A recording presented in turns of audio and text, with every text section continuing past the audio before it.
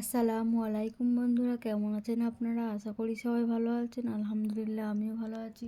আবারও একটি নতুন ভিডিও নিয়ে আপনাদের সঙ্গে চলে এসেছি। মিজানুর রহমান আজহারী ওয়াজ। আপনারা যারা মিজানুর রহমান আজহারী ওয়াজ শুনতে ভালোবাসেন তারা পুরো ভিডিওটা দেখে থাকবেন। আশা করি ভালো লাগবে। ভিডিওটি যদি ভালো লাগে একটি লাইক, কমেন্ট ও শেয়ার করবেন বন্ধুরা। চ্যানেলটি সাবস্ক্রাইব করে পাশে থাকবেন বন্ধুরা। ভালো আমরা ঠান্ডা মাথায় ভাবি না, ঠান্ডা মাথায় ভাবতে হবে, ধৈর্যশীল হতে হবে। ইন্নামা সাবরু ইনদা সাদামাতিল উলা। বিষ্ণু বলেছেন, বিপদের প্রথম ধাক্কায় যে সবর ধারণ করতে পারে সেই তো সবুর। এজন্য বিষ্ণু দোয়া করতেন, আল্লাহুম্মা জাআলনি সাবুরা, আল্লাহ আপনি আমাকে ধৈর্যশীল বানান। ওয়া জাআলনি শাকুরা, আপনি আমার শুকরগুজার বান্দা বানান। বিশ্বনবীর যে ধৈর্যশীল, বিশ্বনবীর যে শুকরগুজার পৃথিবীর কেউ আছে? কথা বলেন। এমন তাবৎ কোনো অত্যাচার নাই যে অত্যাচার বিশ্বনবীর উপর করা হয় নাই। বিশ্বনবী মক্কার জামিনে যখন দাওয়াত দিতে লাগলেন, ওনারে পাগল বলা হতো তুমি পাগল, বলা হতো মোহাম্মদ একটা কবি, বলা হতো মোহাম্মদ হচ্ছে গণক। বিশ্বনবী যখন রুকু দিতেন, সিজদায় চলে যেতেন, উটের পচা নারী ভুরি এনে বিশ্বনবীর কাঁধে ফেলে রাখা হতো। বিশ্বনবীর গলার মধ্যে রশি ধরে টান দেয়া হতো। কয়েকবার বিশ্বনবীর এই ঘাড়ের এই চামড়া ছিঁড়ে গিয়েছে, একবার চাদর টান দেওয়ার কারণে, আরেকবার রশি টান দেওয়ার কারণে। বিশ্বনবী কিছুই বলেন নাই, ক্ষমা করে দিয়েছেন। যেই মক্কার শত্রুরা বিশ্বনবীকে মক্কা থেকে বিতাড়িত করেছেন, এবং যেই রাতে উনি হিজরত করলেন, মাইগ্রেট করলেন, উনি কেঁদে কেঁদে বারবার মক্কার দিকে ফিরে তাকায়, আবার যায়, আবার ফিরে তাকায়, মাতৃভূমির মায়া ছাড়তে পারছেন না। আর বলছিলেন, মাক্কা তু আহাব্বুল বিলাদ ইলাইয়া, মক্কা আমার কাছে সবচেয়ে প্রিয় শহর। লাউলা উখরিজতু লামা খরাজতু মিনহা, আমার যদি বের করে না দেয়া হতো এই শহর থেকে, আমি কোনোদিন এই শহর থেকে বেরোতাম না। এত ভালোবাসতেন বিশ্বনবী মক্কাতুল মুকাররমাকে। ধৈর্যশীল ছিলেন। এত অত্যাচার অনাচারের পরে যখন মক্কা বিজয়ের ক্ষণ আসলো, এই মক্কাকে বিশ্বনবীর করতলগত করে দিল কে? ফাতে মক্কা হলো। বিশ্বনবী চাইলে পিষে পিষে প্রতিটা কাফের মুশরিককে শেষ করে দিতে পারতেন, ঠিক কিনা? কিন্তু বিশ্বনবী বললেন, লা তাসরিবা আলাইকুমুল ইয়াউম ইযহাবু আনতুমুত তুলাকা, কোন রিভেঞ্জ চলবে না আজকে, কোনো প্রতিশোধ নাই। একেবারে বড় যুদ্ধাপরাধী যারা, মারাত্মক যারা অফেন্স করেছে, তাদেরকে শাস্তির আওতায় আনা হবে, বাকি সবাইকে আমি ক্ষমা করে দিলাম। In the long history of the world, there is no instance of magnanimity and forgiveness which was showed by our beloved Prophet Muhammad when all of his enemies laid under his feet and he forgave them one and all. পৃথিবীর ইতিহাসে এরকম নজির কোথাও পাওয়া যায় না, যাকে এত অত্যাচার করে বিতাড়িত করা হয়েছে, নির্বাসন দেয়া হয়েছে, হিজরতে বাধ্য করা হয়েছে। তিনি যখন ওই শহরকে আবার বিজয় করলেন, কাউকে আঘাত করলেন না, আগুন জ্বালিয়ে শহরটাকে জ্বালিয়ে দিলেন না, ওদের বংশকে নির্বংশ করলেন না, বরং মুচকে হেসে উনি বললেন, যাও ক্ষমা করে দিলাম। কি ধৈর্যশীল ছিলেন। আবার দোয়াও করতেন, আল্লাহুম্মা জাআলনি সাবুরা, আল্লাহ আপনি আমার ধৈর্য বাড়ায় দেন। ওয়া জাআলনি শাকুরা, আপনি আমার শুকরগুজার বানান। ওয়া জাআলনি ফি আইনি সাগীরা, আল্লাহ আমার চোখে আপনি আমারে ছোট বানান। ওয়া ফি আয়ুনিন নাসি কাবীরা, আল্লাহ মানুষের চোখে আপনি আমারে বড় বানান। কি মানুষ ছিল, নিজের চোখে নিজে ছোট থাকতে চাইতেন। আমরা নিজের চোখে নিজের বড় মনে করি, এরকম ডাকাইত আছে না নাই? নিজেরাই নিজে মনে করে কত বড় সাহেব, লাট সাহেব। মান তাওয়াদা তারাফা, এটা হচ্ছে সুন্নাতুল্লাহি ফিল আরদ। মান তাওয়াদা তারাফা, যে নিচে নেমে থাকতে চায় আল্লাহ ওরা টেনে উপরে উঠা, আর যে খালি উঠতে চায়, হিংসা করে অহংকার করে উপরে ঠেলতে চায়, ওরা নিচে নামায় দেয় কে?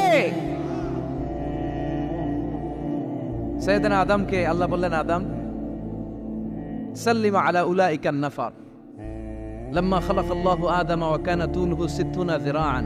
নিচে নেমে গেলে যে উপরে ওঠে, আর উপরে উঠতে চাইলে যে নিচে নামে। উদাহরণ দেখেন, আদম আলাইহিস সালামকে তৈরির পর আল্লাহ বললেন, আদম সাল্লিমা আলা উলাইকান নাফার, এই ফেরেশতাদের সালাম দাও। কি দাও? সালাম দাও। কোনো প্রশ্ন নাই, আল্লাহ সালাম দিব কেন? ফেরেশতারা আমারে দিব না কেন? আমি আগে দিব কেন? কথা আছে কোনো? যেই সালাম দিলেন, সালাম দেওয়ার সাথে সাথে ওনার মর্যাদা বাড়িয়ে দিল কে? এত মর্যাদা বাড়ালেন যে নূরের ফেরেশতারা মাটির আদমকে সেজদা দিতে বাধ্য হয়েছে। চিৎকার করে বলেন, ঠিক কিনা? তুমি মাটির আদমকে প্রথম সৃষ্টি করিয়া ঘোষণা করিয়া দিলে শ্রেষ্ঠ বলিয়া, তাই তো নূরের ফেরেশতা করে আদমকে সেজদা, সবার চেয়ে সম্মান দিলে মাটির আদমকে।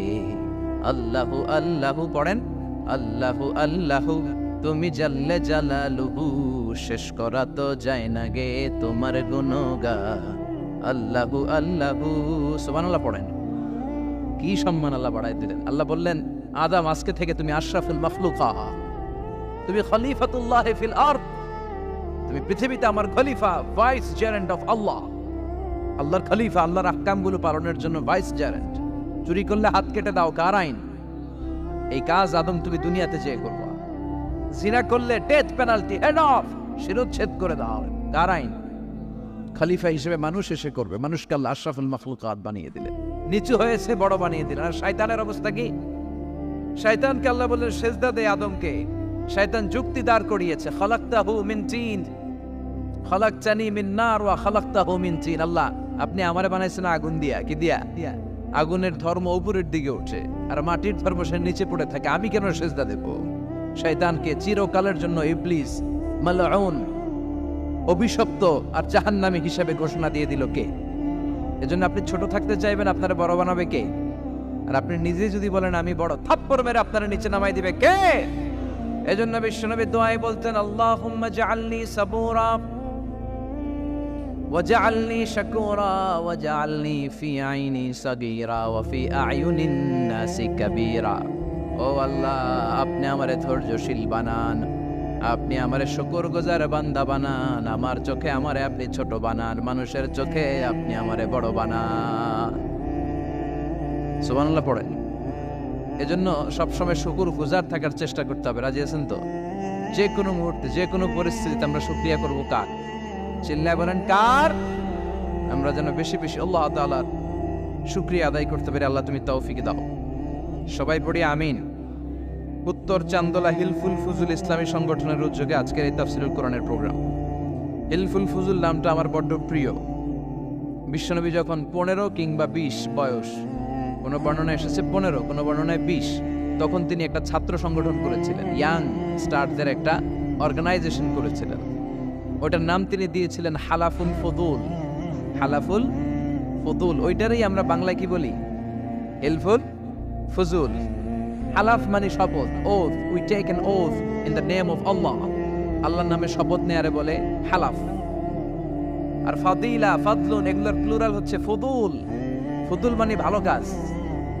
ভালো ভালো কাজের উপর বিশ্বনবী যুবকদেরকে একত্রিত করলেন যে মক্কা শহরে কোনো টেন্ডারবাজি চলবে না, কোনো চাঁদাবাজি চলবে না, দুর্বলের উপর সবলের অত্যাচার চলবে না, জালিমের জুলুম চলবে না, হত্যা চলবে না, ধর্ষণ চলবে না, রাহাজানি চলবে না।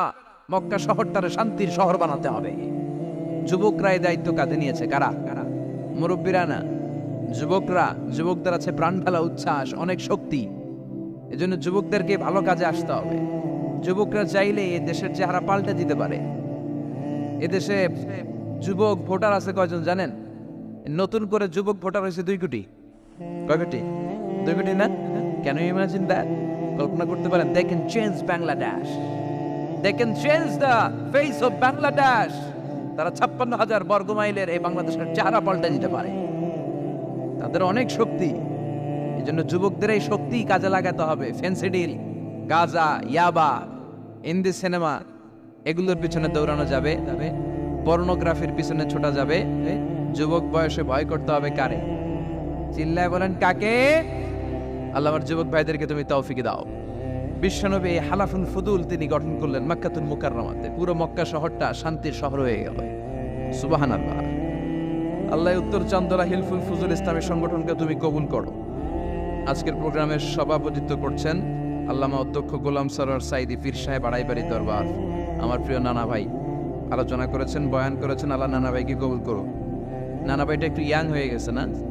হ্যাঁ, অনেক জায়গায় লোকজন খুব বিভ্রান্তিতে পড়ে যায়। ঘটনা কি? আপনি নানা হইলেন কবে, নাতনি হইল কবে, আবার জামাই পেলেন কবে? আমারও বলা যে তুমি যে আমার নানা ভাই বানাইছো, আমি তো এর উত্তর দিতে দিতে কাম সারা। তো আল্লাহ আমার নানা ভাইকে তুমি কবুল করো। তিনি হকের কথা, কোরআনের কথা বলেন। পীর সাহেবদের মুখে এরকম হুঙ্কার দেখা যায় না। কথা কন। এরা থাকে খানকায়, এদের পেট থাকে বড়। সবার কথা বলছি না, বেশিরভাগ। কথা বলেন। এই ভণ্ডামি এই দেশে আছে না নাই?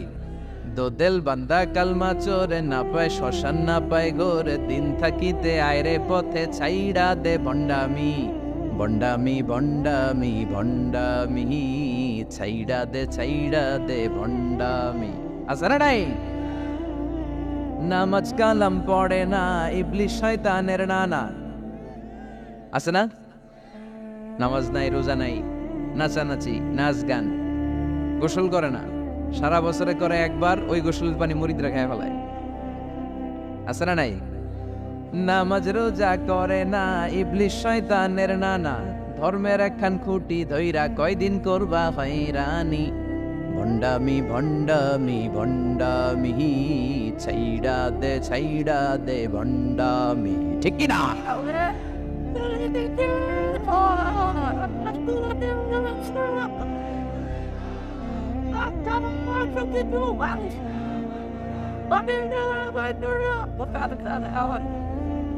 তো এই বন্ড পীর ও পীর, আমার নানা ভাইও পীর। কথা কন, পীরে পীরে পার্থক্য আছে না নাই? পীরে পীরে পার্থক্য আছে, এজন্য পীর চিন্তা হবে। এদেশে এই পাক ভারতে ইসলাম প্রচারে ওলিয়া উলিয়াদের, পীর মাশায়েখদের অবদানের কোনো শেষ নাই। কিন্তু চিন্তা হবে, কষ্টি পাথর দিয়ে যাচাই করে নিতে হবে, কারণ এই পীরের আদলে অনেক ভণ্ড এই বাংলার জমিন আছে না নাই? এই ভণ্ডদের সাথে আমাদের কোনো সম্পর্ক নাই। ওনার দরবারে আলোচনা হয়, সাইদ কামালউদ্দিন জাফরি সাহেব যায়, আমরা যাই, দেশ বরেণ্য ওলামায়ে কেরামরা যায়, যারা হকের কথা বলে, যারা কোরআন সুন্নাহর আলোকে বলে, কোনো ভণ্ডামি নাই। যাবেন, প্রতি বছর যাবেন। এরপর ওই যে কেরাত সম্মেলন হবে না এবার 17ই ফেব্রুয়ারি, আমার প্রোগ্রাম যশোর। আমাকে অনেক বলেছিল থাকতে পারলে আমিও কোরআন নিয়ে কিছু কথা বলে আসতে পারতাম, শুনে আসতে পারতাম কারীদের তেলাওয়াত। যাবেন আপনারা, দাওয়াত করে দিলাম।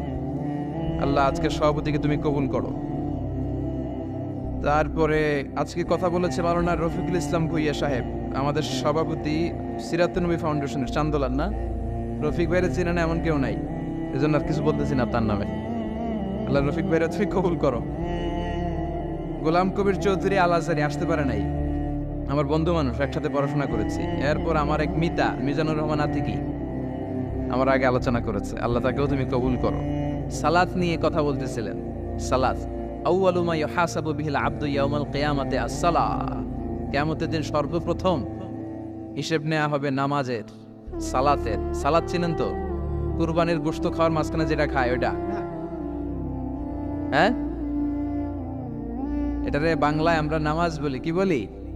নামাজ। বিশ্বনবী ইন্তেকাল করবেন, রূহু বের হয়ে যাচ্ছে, 2-3টা শব্দ বললেন, এর মধ্যে একটা ছিল সালাত। আর সালাত, উম্মতেরা নামাজ, নামাজ, নামাজ ছেড়ে দিও না। ওমা মালাকাত আইমানুকুম। মানুষ ইন্তেকালের আগে শ্বাস বের হয়ে যাচ্ছে, রূহু চলে যাচ্ছে, ওই মুহূর্তে কি জরুরি কথা বলে নাকি ফালতু কথা বলে? সবচেয়ে জরুরি কথাটাই তখন সে বলে যায়, ঠিক কিনা? কথা বলেন। বিষ্ণু বলেছিলেন নামাজ। তাহলে এই সালাতের গুরুত্ব আছে না নাই? সর্বপ্রথম এই সালাতের ব্যাপারে in the day of judgement আমাদেরকে প্রশ্ন করবে কে? সালাতে কায়েম করো, সালাতে কায়েম করো, হবে সম্মানী তুমি, হবে জান্নাতি তুমি, হবে সম্মানী তুমি, হবে জান্নাতি তুমি, দিবে কাল হাসরে শীতল ছায়া হারশে আজিম, রব্বিয়াল আলা রব্বিয়াল আযীম, রব্বিয়াল আলা রব্বিয়াল আযীম। সুবহানাল্লাহ পড়ে। এজন্য নামাজ, নামাজ, এই নামাজ যাতে মিস হয়ে না যায়। সব মিস হতে পারে, নামাজ মিস হতে পারে না। আল্লাহ তুমি বুঝার তৌফিক দান করো।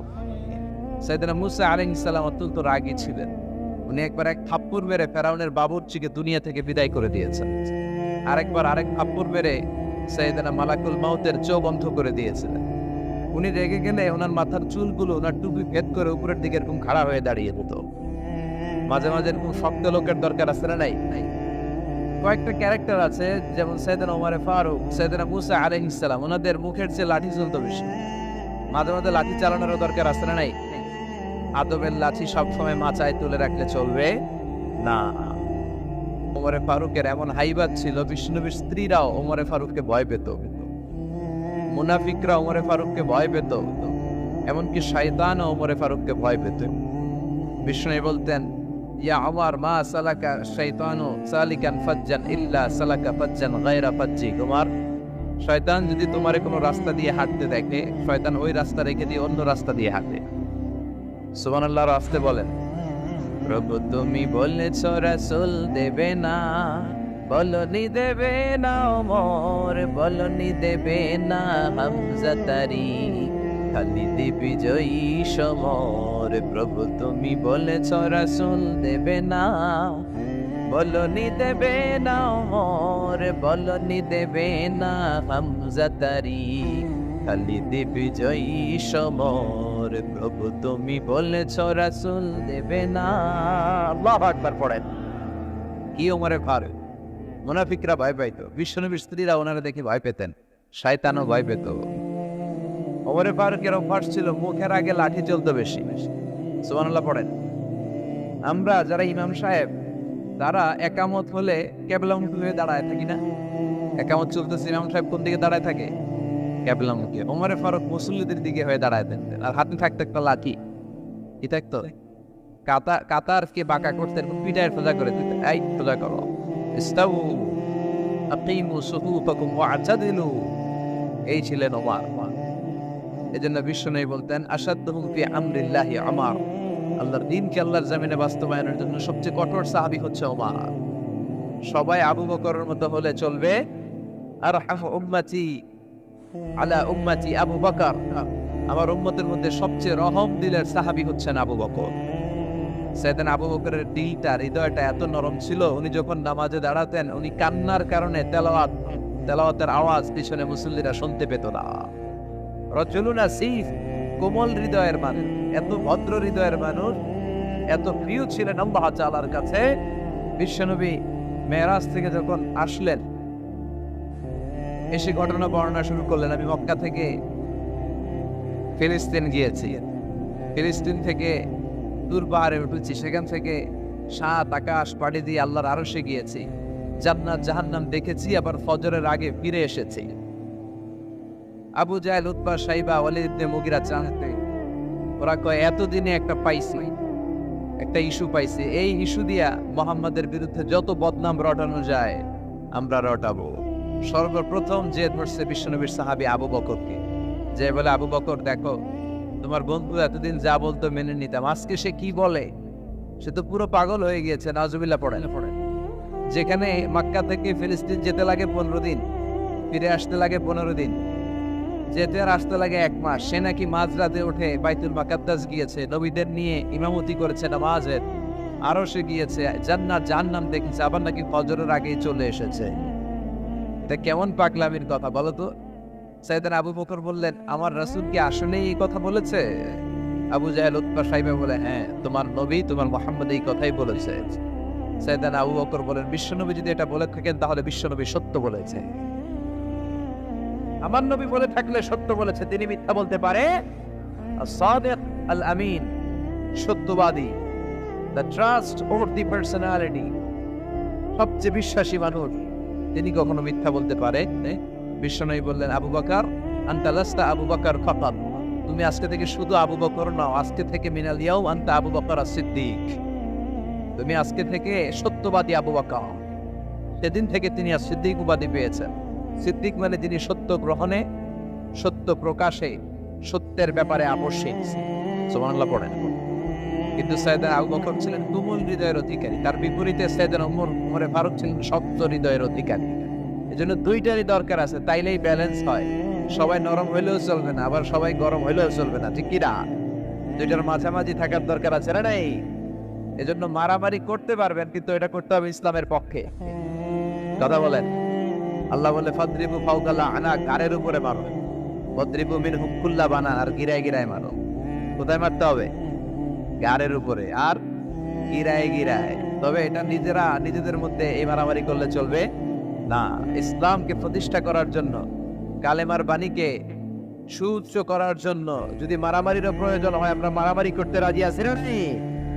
কোন একদিন এদেশের আকাশে কালিমার পতাকা উড়বে, সেদিন সবাই খোদাই বিধান পে দুঃখ বেদনা ভুলবে কোনো একদিন এদেশের আকাশে কালিমার পতাকা উড়বে সেদিন সবাই খোদাই বিধান পে দুঃখ বেদনা ভুলবে। ঠিক কিনা? এটা আমাদের স্বপ্ন। আমরা কালিমাকে বিজয়ের আসনে দেখতে চাই। আর মুমিনকে বিজয় দান করে কে? চিল্লায় বলেন কে? আল্লাহ বলেন ওয়ালা তাহিনু ওয়ালা তাহজানু ওয়া আনতুমুল আ'লাউনা ইন কুনতুম মুমিনিন। চিন্তিত হয়ো না, দুশ্চিন্তা করো না, বিজয় তোমাদের হবেই যদি তোমরা মুমিন হও। তবে ঈমানটা হতে হবে পাক্কা ঈমান। কথা বলেন? এজন্য মারামারি করলেও এটা ইসলামের পক্ষে মারামারি করতে হবে, ইসলামের পক্ষে থাকলেই লাভ। কারণ ইসলামকে যে বিজয় দেয়া হবে এটার ঘোষণা দিয়েছে কে? ওরা চায় মুখের ফুৎকারে ইসলামের বাতিকে নিভিয়ে দিতে। আল্লাহ বলে কিয়ামত পর্যন্ত আমি ইসলামের বাতিকে জ্বালিয়ে রাখবো। Up to the day of judgement ইসলামের আলো জ্বলতেই থাকবে, কেউ এটাকে থামাতে পারবে? দেখেন তিনি আজীবন ধরে ক্ষমতার চেয়ারে আসেন, তার ক্ষমতার চেয়ার কেউ কেড়ে নিতে পারবে না। কথা বলেন?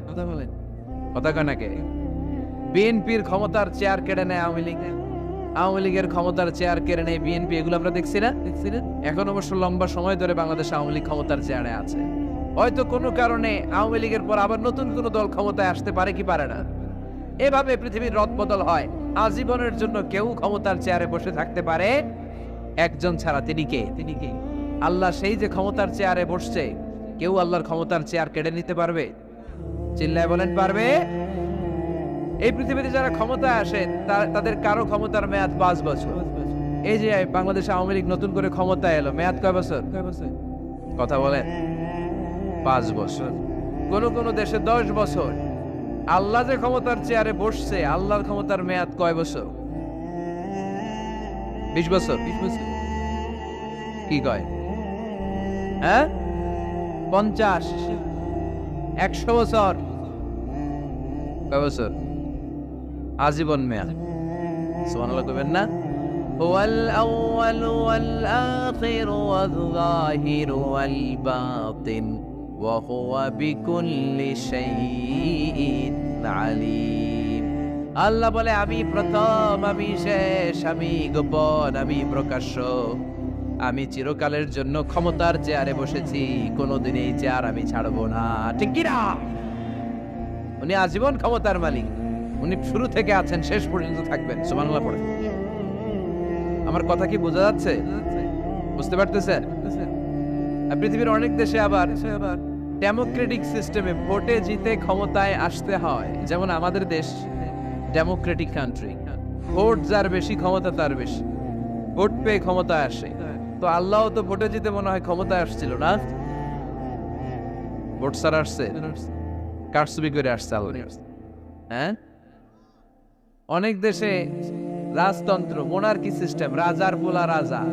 আল্লাহর বাবা ছিল রাজা, এজন্য আল্লাহও রাজা। কথা বলেন? আল্লাহ বলেন আপনি ভোটে জিতে আমার ক্ষমতার চেয়ারে বসা লাগে নাই। আমার বাবা নাই, আমার ছেলে নাই, আমার কেউ নাই, আমি একাই সব ক্ষমতার মালিক। আমি চিরকালের জন্য এই ক্ষমতার চেয়ারে বসা। চিরকাল, আজীবন তিনি ক্ষমতার চেয়ারে থাকবেন। আবার অনেক সময় দেখা যায় ক্ষমতায় যেতে হলে অন্যান্য পার্টির সাথে কোয়ালিশনে যেতে হয়, শরিক বানাতে হয়। আল্লাহর ক্ষমতায় তো শরিক আছে না? আছে। আল্লাহ বলেন ওয়ালাম ইয়াকুল্লাহু শারীকুন ফিল মুলক। আমার ক্ষমতায় কোনো পার্টনার নাই, কোনো শরিক নাই। তোদের মতো আমি কারোর সাথে জোট করি নাই। জোট ছাড়া, শরিক ছাড়া, কোয়ালিশন ছাড়া আমি ক্ষমতার চেয়ারে বসা। আজীবন আমার ক্ষমতার নেই।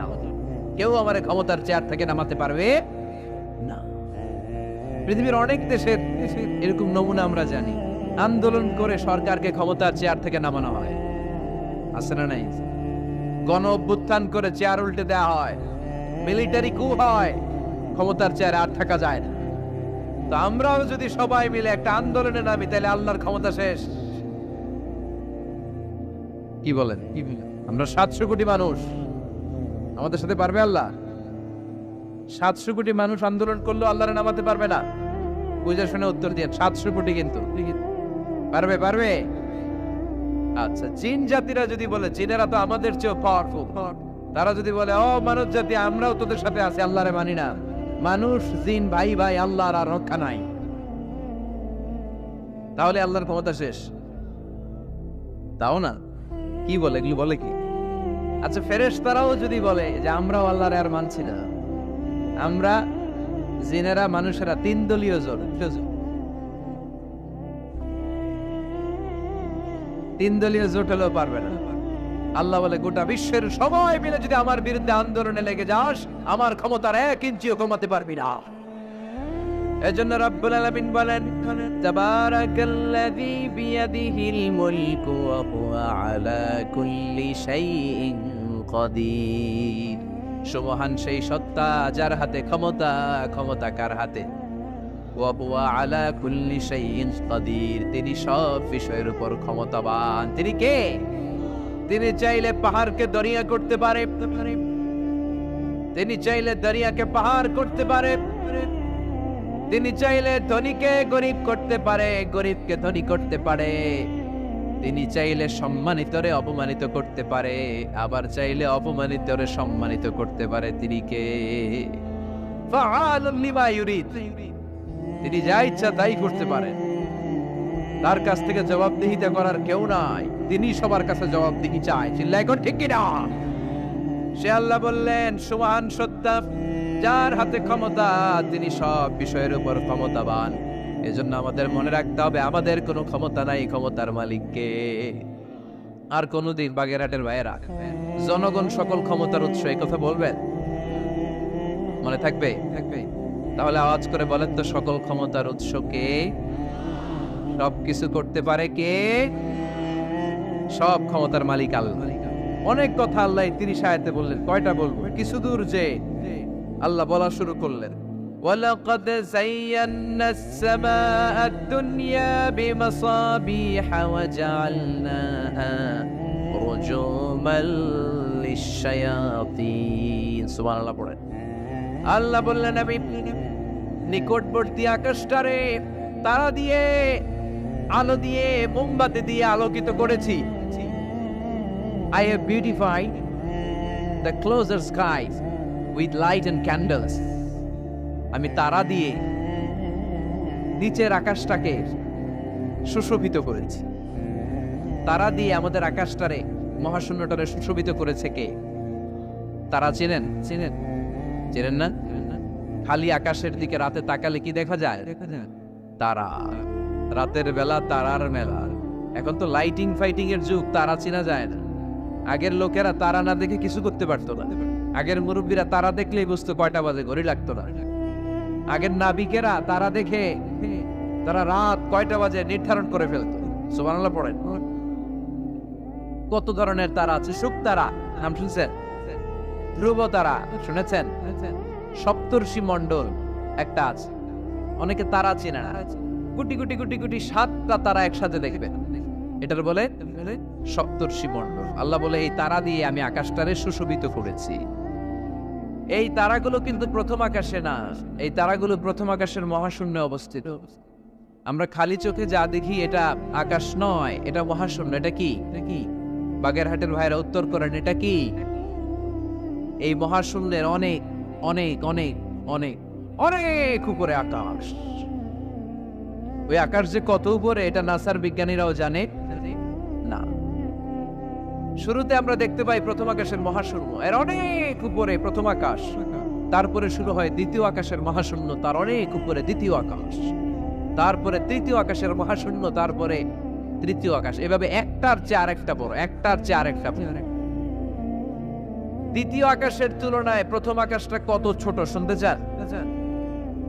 আপনার হাতের আংটিটা যদি আপনি সাহারা মরুভূমিতে ছুঁড়ে ফেলে দেন, পৃথিবীর সবচেয়ে বড় মরুভূমির নাম কি জানেন? সাহারা মরুভূমি। সাহারা মরুভূমিতে আপনার হাতের আংটি ছুঁড়ে ফেলে দিলে পুরো মরুভূমির তুলনায় আপনার হাতের আংটি যত ছোট, আল্লাহর দ্বিতীয় আকাশের তুলনায় আল্লাহর প্রথম আকাশটা ঠিক তত ছোট, একটার চেয়ে একটা বড়। তারপর আমরা নিজের বড় বড় করে দাবি করি। এই যে আজকের প্যান্ডেলে এত মানুষের সমারোহ হয়েছে, তাকালে মনে হয় না যে কত বিশাল জায়গা? কথা বলেন, বিশাল মনে হয় না? পিল জঙ্গ, এইটারে যদি এত বড় মনে হয় তাহলে পিল জঙ্গটা কত বড়? হ্যাঁ, আরো এইটার চেয়ে নিশ্চয়ই বাগেরহাট বড়। কথা কয় না? বাগেরহাটের চেয়ে নিশ্চয়ই পুরো বাংলাদেশটা বড়। বাগেরহাট বলে 64 জেলার এক জেলা, 64টা জেলা মিলে সুজলা সুফলা আমাদের এই বাংলাদেশ। বাংলাদেশ হচ্ছে পৃথিবীর সবচাইতে বড় দেশ। হ্যাঁ, এরা দেখি আমার সব কথার সাথে খালি দ্বিমত করে। বাংলাদেশ সবচেয়ে বড় দেশ না? কত ছোট জানেন? মানচিত্রে বাংলাদেশ লেখার জায়গাটাও আমরা পাই না। বাংলাদেশ এটা লিখতে গেলে BAN পরে ইন্ডিয়ার উপরে, GLA পরে বাংলাদেশের উপরে, আবার DESH পরে আবার ইন্ডিয়ার উপরে। আমাদের বাংলাদেশটা এত ছোট, বাংলাদেশ লেখার জায়গাটাও মানচিত্রে আমাদের জন্য না। এত ছোট দেশ, এত ছোট। ইন্ডিয়া প্রায় 20-25 গুণ বড় আমাদের চেয়ে। আমেরিকা, কানাডা শতগুণ বড়। রাশিয়া একটা দেশ আছে কয়েকশো গুণ বড়। এরকম 200টা বিশাল দেশ মিলে পৃথিবী, 200টা দেশ মিলে পৃথিবীর 30 ভাগ, বাকি 70 ভাগ শুধু পানি। বাকি 70 ভাগ কি? স্থল আর জল মিলে আমাদের পৃথিবী। তাহলে আজকের এই প্যান্ডেলের জায়গার তুলনায় পুরো পৃথিবীটা কত বড়? সুবহানাল্লাহ কইতে পারলেন না? তাহলে এই পৃথিবীটা আমাদের কাছে এখন পর্যন্ত যেটা আমরা আলোচনা করলাম বোঝা গেল অনেক বড়, এত বড় পৃথিবী। কিন্তু আমরা শুনতে পাই যে সূর্যটা আমরা দেখতে পাই দিনের বেলা, ওই সূর্যটা নাকি এই বিশাল পৃথিবীর চেয়ে 13 লক্ষ গুণ বড়। চিন্তা করতে পারেন? খালি তো মাথা নাড়াইতেছেন। আসলে কি আমরা চিন্তা করতে পারি? 13 লক্ষটা পৃথিবী সূর্যের মধ্যে রেখে দেওয়ার জায়গা করে দিয়েছে কে? 9,30,00,000 মাইল দূরে সূর্য 8 মিনিট 18 সেকেন্ড সময় নিয়ে নেয় আলো পৌঁছাতে। এত বিশাল সূর্য। তার মানে কি সূর্যটাই সবচেয়ে বড়? এর চেয়ে অনেক বড় বড় তারা আছে। সূর্যের পরে পৃথিবীর সবচেয়ে কাছের তারার নাম প্রক্সিমা সেন্ট্রাই। গুগল করলে দেখবে যে কত তারা। এরপরে Alpha Centauri A, Alpha Centauri B, এভাবে তারা শুরু। এটা ক্যারিনা, ব্যাটেলজিউস। যেই সূর্য পৃথিবীর চেয়ে 13 লক্ষ গুণ বড়, ব্যাটেলজিউস নামে একটা তারা আছে। ওই তারা সূর্যের চেয়ে 33 কোটি গুণ বড়। তার মানে কি ব্যাটেলজিউসই সবচেয়ে বড় তারা? এটা ছোট্ট সাইজের তারা। এইটার চেয়েও কত হাজার কোটি গুণ বড় তারা যে মহাশূন্যে আছে তার কোনো ইয়ত্তা আমাদের নাই। এরকম হাজার হাজার million, trillion, zillion, billion, octillion তারা মিলে আমাদের এই গ্যালাক্সিটা গঠিত। আমাদের গ্যালাক্সির নাম মিল্কি ওয়ে। আমাদের গ্যালাক্সির নাম শুনছেন না? বিজ্ঞানে আমরা পড়ছি না? আমাদের গ্যালাক্সির নাম মিল্কি ওয়ে। আমাদের গ্যালাক্সির পরে আমাদের সবচেয়ে কাছের গ্যালাক্সির নাম অ্যান্ড্রোমেডা। কি নাম? আমাদের গ্যালাক্সি থেকে অ্যান্ড্রোমেডাতে পৌঁছতে 2.5 মিলিয়ন লাইট ইয়ার লেগে যাবে যদি লাইটের গতিতে আমরা ছুটি। 2.5 মিলিয়ন লাইট ইয়ার। 1 মিলিয়নে 10 লাখ, 2.5 মিলিয়নে 25 লক্ষ লাইট ইয়ার। এই পৃথিবীতে সবচেয়ে দ্রুতগামী যে জিনিসটার আবিষ্কার হয়েছে সেটার নাম আলো। সেটার নাম সবাই বলেন। আলো সবচেয়ে দ্রুত ছোটে। কত দ্রুত জানেন? 1 সেকেন্ডে 1,86,000 মাইল বেগে ছোটে। 1 ঘন্টায় না, 1 মিনিটে না, 1 সেকেন্ডে ছোটে কদ্দূর? আরে 1 সেকেন্ড কইতে তো 2 সেকেন্ড লাগে। 1 সেকেন্ড এটা বলতে বলতে 2 সেকেন্ড লেগে যায়, কিন্তু 1 সেকেন্ডে নাকি সে 1,86,000 মাইল দূর চলে গেছে। এই আলোর গতি সম্পন্ন একটা রকেট যদি কেউ বানাতে পারে, যে রকেটটাও আলোর মতো সেকেন্ডে 1,86,000 মাইল বেগে ছুটবে, এরকম রকেট যদি বানানো যায়, তাহলে এই রকেট দিয়ে আমাদের গ্যালাক্সি থেকে আমাদের প্রতিবেশী গ্যালাক্সি অ্যান্ড্রোমেডাতে পৌঁছতে 25 লক্ষ বছর লেগে যাবে। সুবহানাল্লাহ। বাড়িতে যায় বলবেন সবাই, চিৎকার করে পড়েন আল্লাহু আকবার। সে আল্লাহ বললেন, ওয়ালাকাদ যায়্যানাস সামাআদ দুনিয়া বিমাসাবিহা ওয়া জাআলনাহা রুজুমান লিশ-শায়াতিন। আমি তোমাদের জন্য দুনিয়ার আকাশটারে সুন্দর সুন্দর তারা দিয়ে সুশোভিত করেছি। এরকম বিশাল বিশাল তারা দেখতে তো মনে হয় ছোট্ট একটা ডটের মতো না, একটা ফোঁটার মতো মনে হয় না তারাগুলা? এত বিশাল বিশাল তারা মহাশূন্যে রেখেছে কে? চিল্লায় বলেন কে? এরপরে এই সূরার মাঝে মাঝে এসে আল্লাহ বললেন, হুয়াল্লাযী জাআলা লাকুমুল আরদা যালুলান ফামশু ফী মানাকিবিহা ওয়া কুলু মির রিজকি ওয়া ইলাইহিন নুশুর। আল্লাহ বলে, আমারে তোরা চিনিস না, চিনে নে, আমি হলাম এমন সত্তা, আমি তোমাদের জন্য জমিনটারে সমতল বানিয়ে দিয়েছি, তাই যেখানে মন চায় তোমরা সুন্দর করে হেঁটে হেঁটে যেতে পারো। তার মানে এই নয় যেখানে খুশি সেখানে যাবা, শেষকালে আমার দিকে ফিরে আসতে হবে, ঠিক কি না? মিনহা খালাকনাকুম ওয়া ফিহা নুঈদুকুম ওয়া মিনহা নুখরিজুকুম তারাতান উখরা। মাটি থেকে বানালাম, মাটির কবরে পাঠালাম, আবার মাটির কবর থেকে আমাদেরকে উঠায়া দিবে কে? আল্লাহ বললেন যালুলান, আমি জমিনকে বানিয়েছি সমতল। আরেক আয়াতে বললেন হুয়াল্লাযী জাআলা লাকুমুল আরদা ফিরাশা, আমি জমিনকে বানিয়েছি বিছানা। সমান সমান না হলে আজকের প্যান্ডেলে এত সুন্দর করে আপনারা বসতে পারতেন? কথা বলেন না। প্যান্ডেলের এদিকে উঁচা, এদিকে নিচা, এদিকে খাড়া, এদিকে তেড়া, এদিকে গর্ত, এদিকে ভাঙ্গা, এরকম হইলে আজকে প্যান্ডেলটা সমান হইতো? এই সমান করে দিছে কে? আমরা যখন বিমানে চড়ি, বিমানের জানলা দিয়ে নিচে তাকালে দেখা যায় আল্লাহ কেমন মনে হয় যে সবুজ কার্পেট বিছাই দিছে। সুবহানাল্লাহ করতে পারলেন না? আবার আল্লাহ বলে, সবুজ কার্পেট দেখে মনে করো না যে তোমরা বেঁচে গেলা, এই সবুজ কার্পেটের ভেতরে আগুন আছে না নাই? আমরা যে পৃথিবীর উপরে লাঙ্গল দিয়ে হাল চাষ করি, গাছ লাগাই, হেঁটে চলি, এই মাটিটার নিচে আগুন আছে। কি আছে? বিশ্বাস হয় নাকি আজগুবি কথা লাগে? রূপ কথা মনে হয় না? এই পৃথিবীর মাঝখানে আছে আগুন, জ্বলন্ত আগুন। আল্লাহ কোরআনে কসম কেটেছেন, ওয়াল বাহরিল মাসজুদ, ফুটন্ত টকবগে সাগরের পানির কসম। আমেরিকান নেভাল একাডেমির সায়েন্টিস্টরা তারা হিসাব মিলাতে পারে না, সাগরের পানি দেখি ঠান্ডা, কিন্তু আল্লাহ কয় ফুটন্ত টকবগে সাগরের পানির কসম। এই গরম আল্লাহ পাইলো কই? তারা ভাবলো নিশ্চয়ই ভিতরে গরম আছে, নাইলে গরম আসলো কোত্থেকে? দেখি তো কোরআনের কথা সত্য কিনা। তারা সব সময় কৌতূহলী, এই কৌতূহলই তাদেরকে মহাবিশ্বের সুপার পাওয়ারের আসনে আসীন করেছে। আমাদের কোনো কৌতূহল নাই, আমগো আছে ফতুয়াবাজি। কথা কন, আমি তবলিগ, বাকি সব কাফের। আমি জামাত ইসলাম, বাকি সব মুনাফিক। আমি আহলে হাদিস, বাকি সব ঈমান হারা। কথা কন, এই গুতাগুতি আছে না নাই? ফতুয়াবাজি আছে না নাই? একজনের পিছনে আরেকজন আছে না নাই? কি কারণে যে ফতুয়াবাজি করে, গীবত করে লেগে থাকে আল্লাহই জানে। এরা কি বুঝে এগুলো করে আল্লাহই জানে। খালি ফতুয়াবাজি, খালি গীবত, কেউ কারো ভালোটা দেখতে পারে না। একজন দাওয়াতি কাজ করতেছে, হকের কথা বুঝাচ্ছে, হাজার হাজার মানুষ তার স্পষ্ট ভাষা আর সহজ সাবলীল ব্যাখ্যার কারণে ইসলামের সৌন্দর্য খুঁজে পেয়েছে, কিন্তু তারেও ঠ্যাং ধরে নিচে নামাতে চায়। এটা বাংলাদেশ, এমন দেশটি কোথাও খুঁজে পাবে না গো তুমি।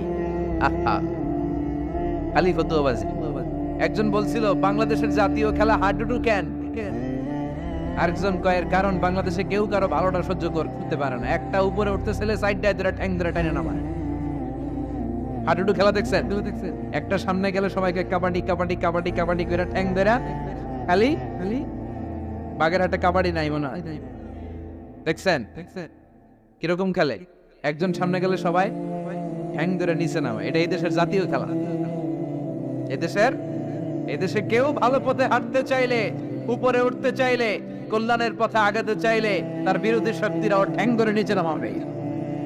কেউ কারো ভালোটা সহ্য করতে পারে? আর ফতুয়াবাজি, তুই কাফের, তুই মুনাফিক, তুই মুশরিক, তোর দাদা কাফের, তোর শ্বশুর কাফের, তোর বেয়াই কাফের।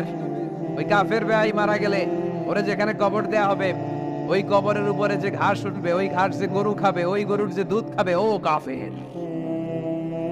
কথা কন, খালি ফতুয়াবাজি। এই ফতুয়াবাজি থেকে আল্লাহ তুমি আমাদেরকে বাঁচাও। আমরা যেন হৃদয়টা প্রশস্ত করে একে অপরকে মুসলিম ভাই মনে করে বুকে টানতে পারি। আমরা খালি পিছাই, সর।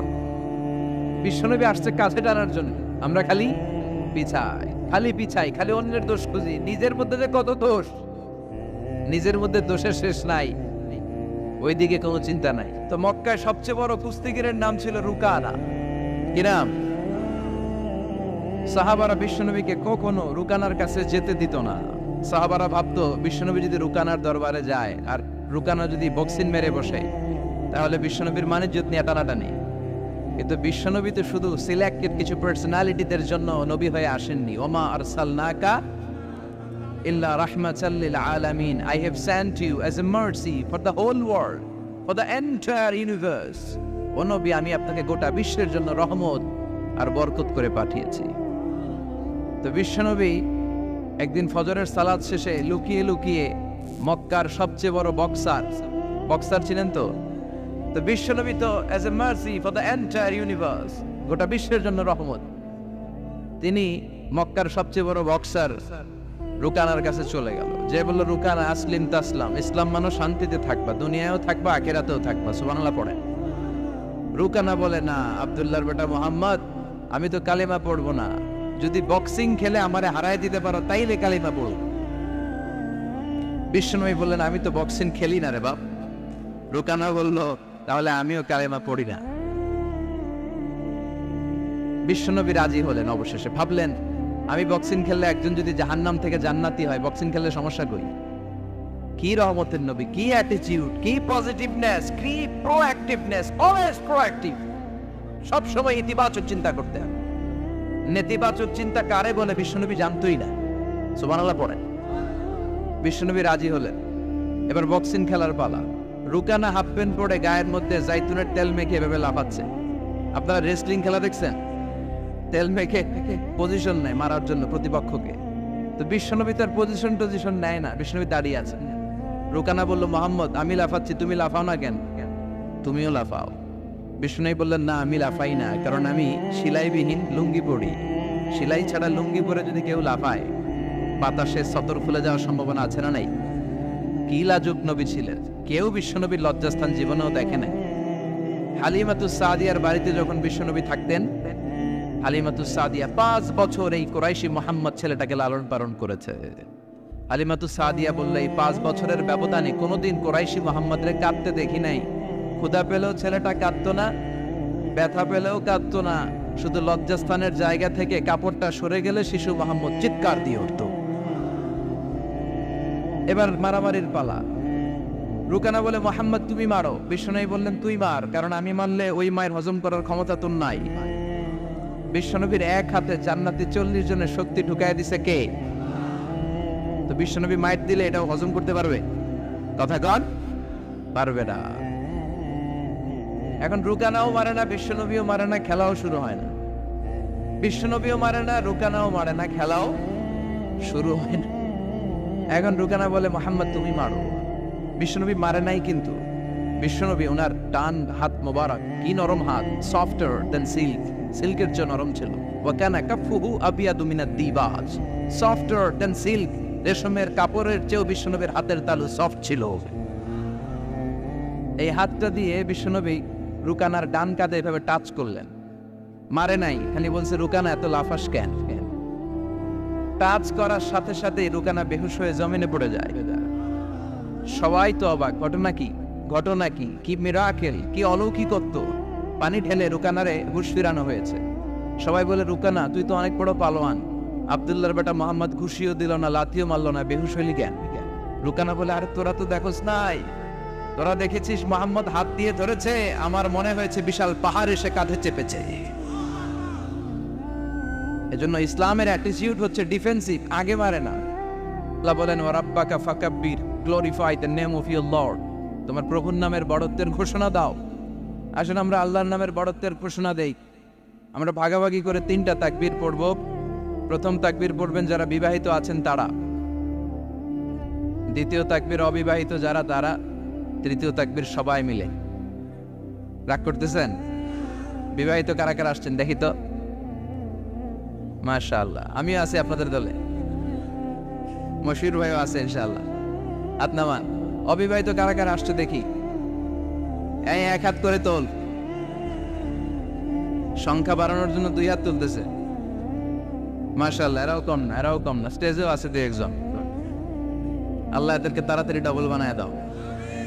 চিন্তা নাই, দেশে আমাদের বোনদের, নারীদের সংখ্যা যেভাবে বাড়তেছে, কপালে 2-3টা করেও জুড়তে পারে। যদিও এদেশে প্র্যাকটিসটা ওইভাবে হয় নাই, কিন্তু এটা কিন্তু সুন্নাহ। এটা কি সুন্নাহ।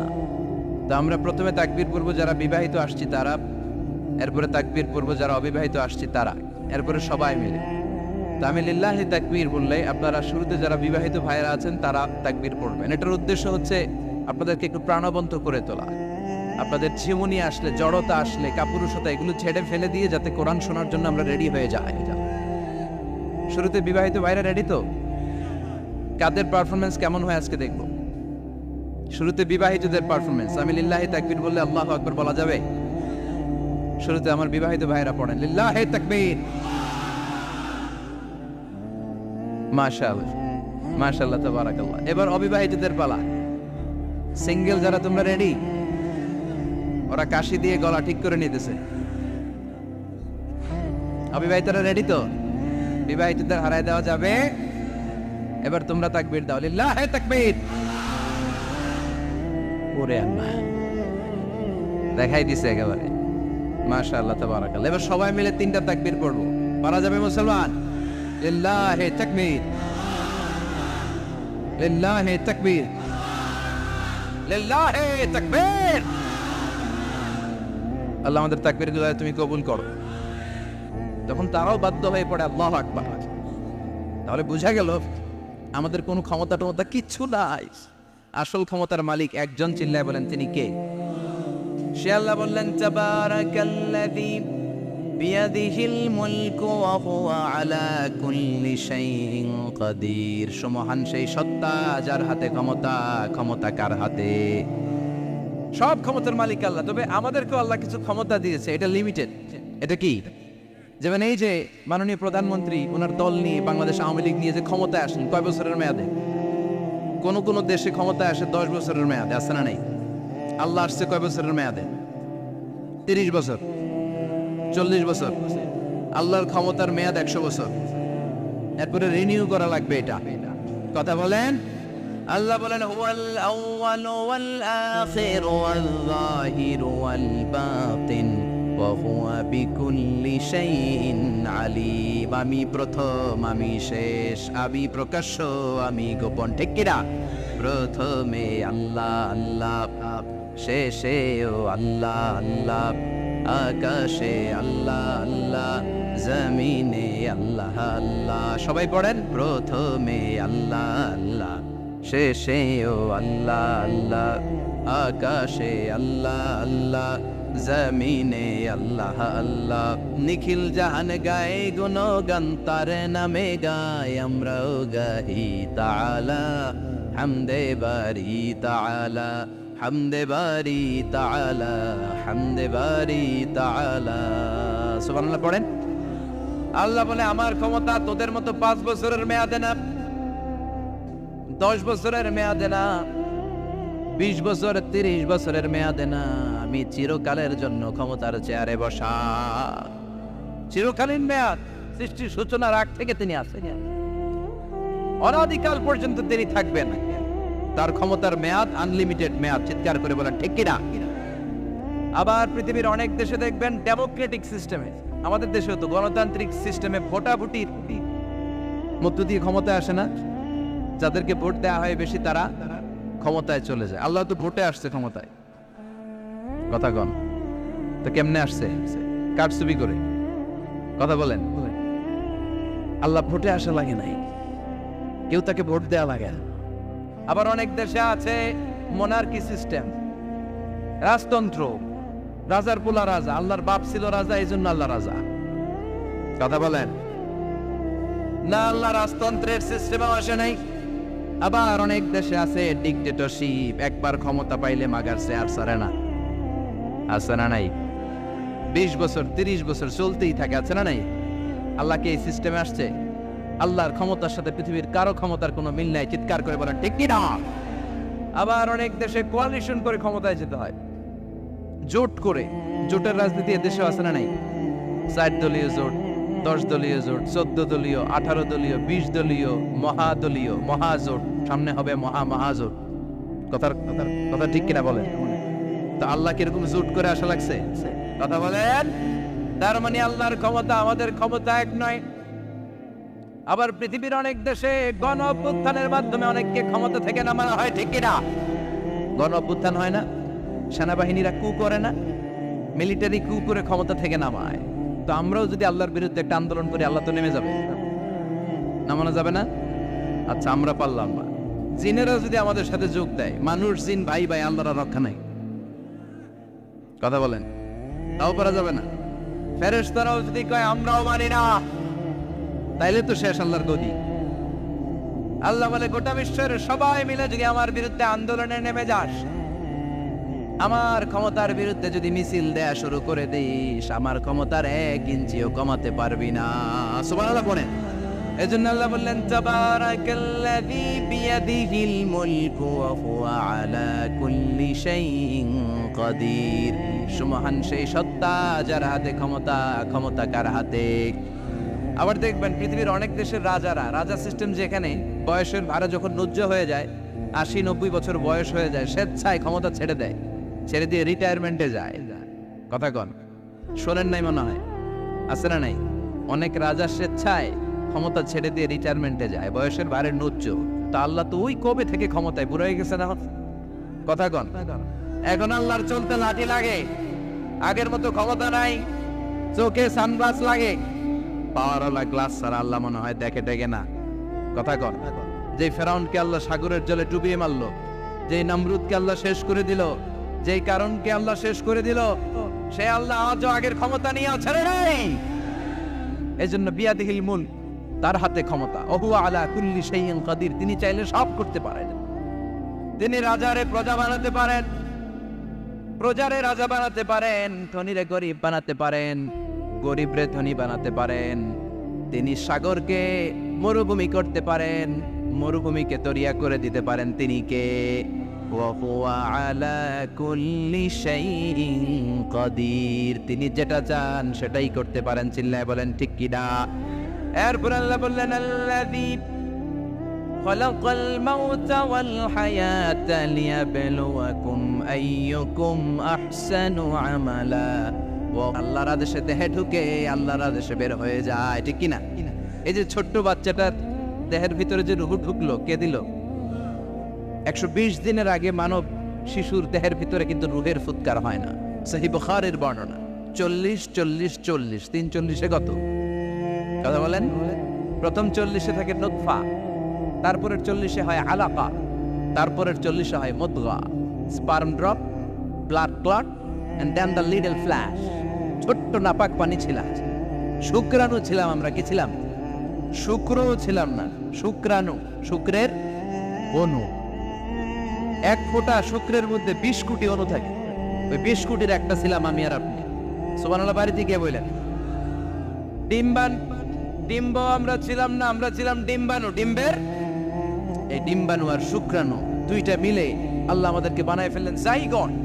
সেখান থেকে এমব্রয়ো, তারপরে আস্তে আস্তে ইনিশিয়াল স্টেজগুলো শেষে একটার পর একটা স্টেজ পার করে তিনি আমাদেরকে বানালেন আলাকা। সেখান থেকে মুদগা, আমাদের দেহের ভেতরে তিনি স্কেলিটন ভরে দিলেন, কঙ্কাল, মাথার স্কাল দিলেন, খুলি দিলেন, নাক কান গলা দিলেন, আমার রেসপিরেটরি সিস্টেম চালু করে দিলেন। কত ছোট ছিলাম আমি, ক্ষুদ্র ছিলাম আমি।